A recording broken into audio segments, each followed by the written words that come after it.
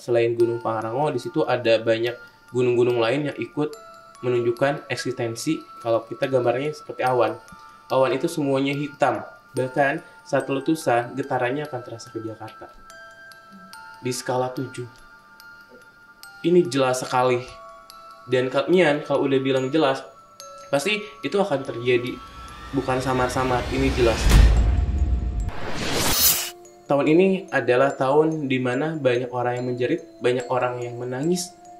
Baik itu keadaan ekonomi, bahkan banyak sekali orang-orang sampai untuk menghalalkan, mendapatkan kemampuan, mendapatkan materi, itu tuh memperjualkan organ tubuh. Itu sudah terjadi sekarang. Dan perang ekonomi antara negara maju yang awalnya hanya negara-negara maju 3 negara, itu imbasnya apa? Ke kita juga. Untuk apa? Untuk kita supaya tersingkirkan. Nanti nih, setelah kondisi ekonomi yang tidak stabil, banyak PHK, banyak orang yang nganggur, banyak orang yang susah kerja, banyak sekali pembunuhan, banyak sekali demo, ricuh di situ, semua bahan baku naik.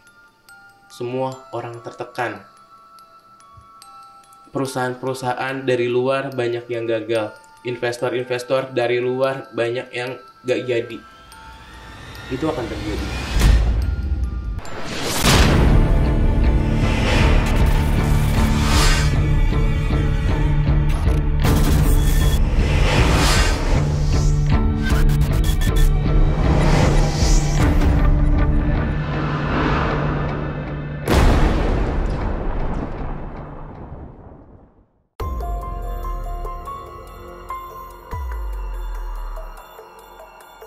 Menuju bulan purnama pada April 2025, waspada dengan segala pengaruh buruk.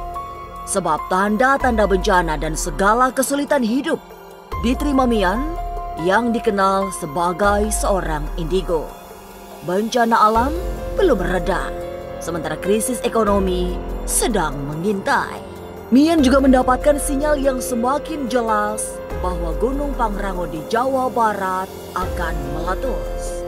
Akibatnya sangat buruk karena akan diikuti letusan gunung-gunung lain, termasuk di Jawa Tengah dan Jawa Timur. Setelah itu, Mian mengkhawatirkan ramalan Jayabaya akan terjadi.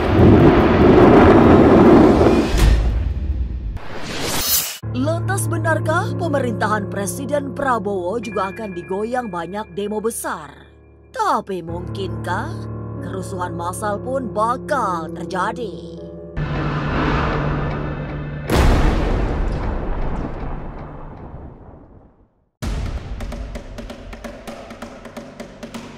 Hati-hati, jangan jumawa menghadapi segala yang belum pasti. Sebab tahun ini alam sedang tidak ramah dengan memamerkan wujudnya yang paling menyeramkan. Dari jagat batin, aura negatif juga sedang tidak baik, sehingga mempengaruhi banyak sisi kehidupan. Bersama itu, kondisi ekonomi bangsa ini dalam ancaman krisis, menyusul perang kepentingan negara-negara besar. Indonesia akan ikut terdampak ulah pemerintah Amerika yang mulai melancarkan perang dagang. Akibatnya, bukan hanya perekonomian yang terancam krisis, tapi gelombang pengangguran akan terjadi. Badai PHK di mana-mana, sehingga kehidupan semakin sulit. Lantas bagaimana sikap pemerintahan Prabowo Subianto? Benarkah ramalan Jayabaya akan menjadi nyata setelah Gunung Pangrango meletus? Jangan dulu berlalu, masih akan banyak keganjilan terjadi di sini. Dan jangan lupa subscribe, like, share, dan komen agar tak ada yang terasa ganjil di sekitar Anda.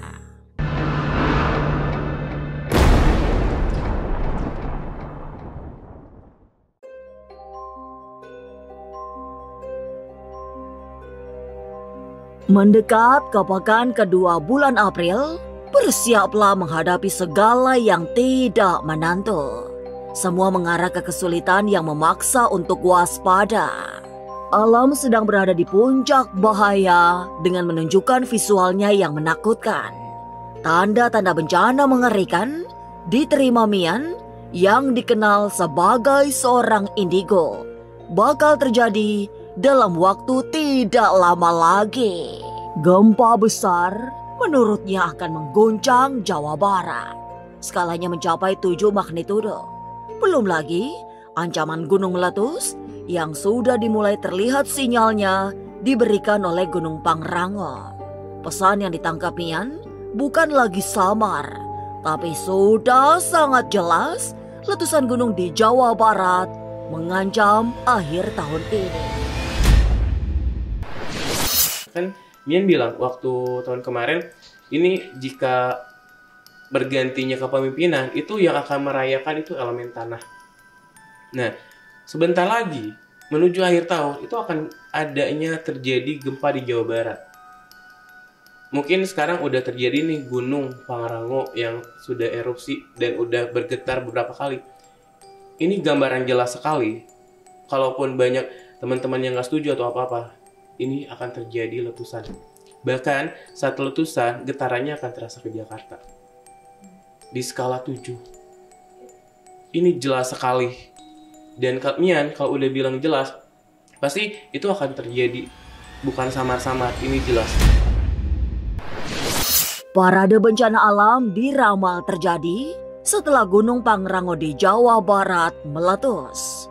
Sebab Gunung Keramat ini seolah mengajak gunung lain untuk menunjukkan mukanya yang paling garang. Sebagai seorang indigo, Mian melihat tanda-tanda yang tidak baik karena ada aura hitam yang menyelimuti alam kebatinan sejumlah gunung keramat di Jawa Barat.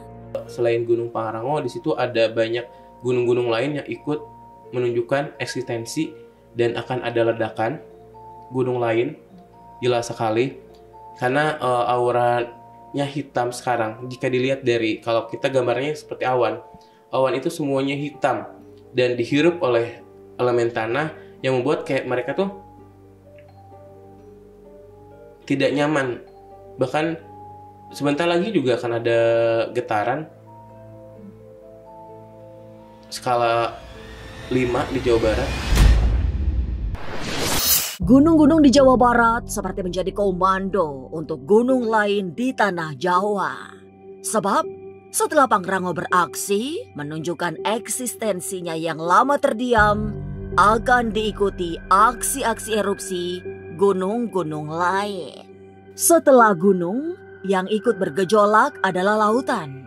Ini akan dimulai dari pesisir utara Jawa di akhir-akhir bulan November 2025. Di akhir tahun itu di bulan November, nah di area pantai utara, itu mungkin curah hujan akan semakin tinggi yang dimana kayak banjir terus menyapu. Jadi nanti tuh pesisir tuh akan tergenang air. Jadi makin berkurang datarannya. Nah di situ barulah akan ada sapu air dari pantai selatan itu. Bayangan mengerikan disampaikan Mian lewat pesan yang diterima dari kebatinannya.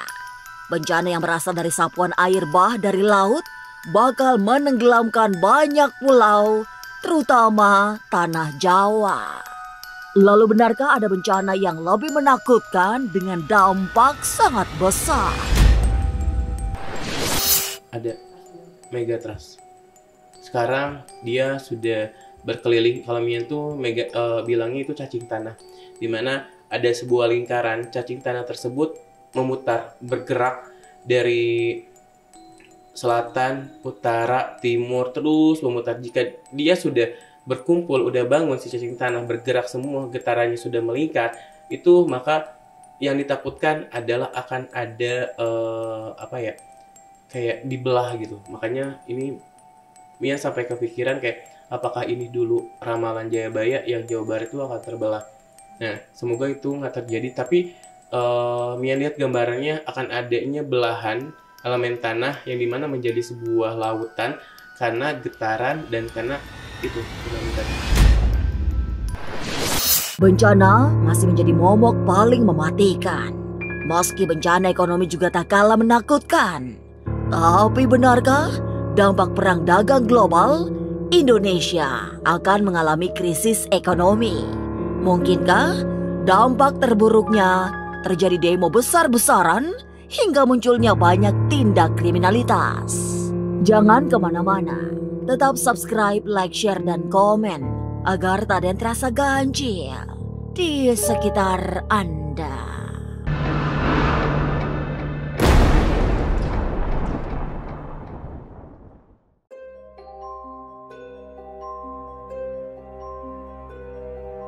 Tidak hanya bencana alam yang memberi ancaman menakutkan di tahun ini. Kesulitan ekonomi juga menunjukkan tanda-tanda makin dekat akibat perang dagang yang dilancarkan Amerika. Gambaran yang sangat jelas diterima Mian bahwa tahun ini akan banyak terdengar jeritan dan tangisan orang. Sementara itu, buah dari segala kesulitan yang semakin berat, kejahatan meningkat. Karena banyak yang menghalalkan segala cara untuk bertahan hidup. Tahun ini adalah tahun di mana banyak orang yang menjerit, banyak orang yang menangis. Baik itu keadaan ekonomi, bahkan banyak sekali orang-orang sampai untuk menghalalkan, mendapatkan kemampuan, mendapatkan materi, itu tuh memperjualkan organ tubuh. Itu sudah terjadi sekarang. Dan perang ekonomi antara negara maju yang awalnya hanya negara-negara maju 3 negara, itu imbasnya apa? Ke kita juga. Untuk apa? Untuk kita supaya tersingkirkan.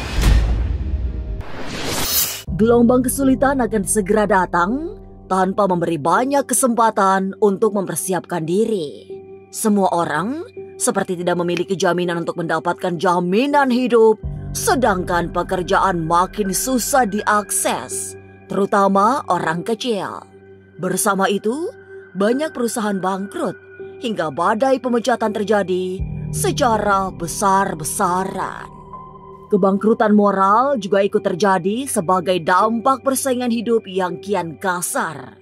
Orang-orang bukan lagi bingung, tapi juga mulai turun ke jalan untuk melakukan berbagai protes hingga melakukan sejumlah kejahatan jalanan. Nanti nih, setelah kondisi ekonomi yang tidak stabil, banyak PHK, banyak orang yang nganggur, banyak orang yang susah kerja, banyak sekali pembunuhan, banyak sekali demo, ricuh di situ. Nah, ada orang juga untuk mendapatkan materi itu negatif, mendapatkan materi bagaimanapun caranya, walaupun membunuh, itu kan aura negatifnya udah muncul. Nah, diserap lawan alam, gunung meletus, kebakaran besar terjadi. Di tengah badai yang terjadi di mana-mana, situasi perekonomian semakin sulit. Sementara itu, di saat daya beli masyarakat anjlok, harga-harga kebutuhan pokok justru melaju hingga ke harga tertinggi. Maka, tidak ada yang bisa dilakukan selain menolong diri sendiri. Sebab orang lain juga sedang mengalami kondisi yang sama-sama sulit. Berhematlah, jangan gegabah mengeluarkan uang agar tidak terlantar di antara krisis yang sulit diprediksi sampai kapan. Semua bahan baku naik. Semua orang tertekan. Perusahaan-perusahaan dari luar banyak yang gagal. Investor-investor dari luar banyak yang gak jadi. Itu akan terjadi. Maka dari itu, sekarang coba kita pikir, jangan ngandelin gengsi dulu. Kalau punya tabungan, lebih baik kalian investasikan, kalian tabungkan. Nah, investasi yang bagus itu di bidang elemen tanah. Saat kita membeli tanah, bukan yang lain yang dimana bisa naik turun. Nanti di masa depan, orang yang tinggal bukan hanya di tanah doang, tapi di lautan, di bawah lautan, di bawah gunung, bahkan hutan-hutan akan menjadi tempat tinggal. Sekarang udah terjadi. Nanti kedepannya bakal seperti itu. Makanya, kalau jika dilihat kiamat kecil ini tuh sudah mulai berdatangan.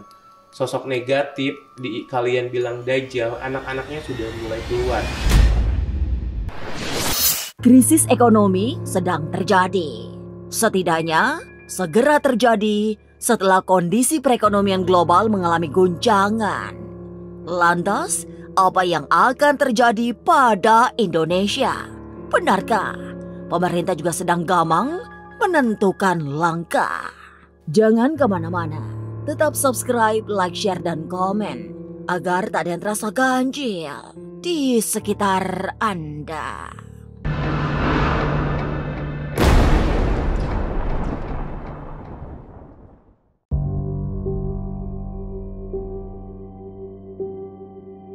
Kondisi ekonomi yang berat termasuk akibat perang dagang Amerika membuat Indonesia ikut terhimpit.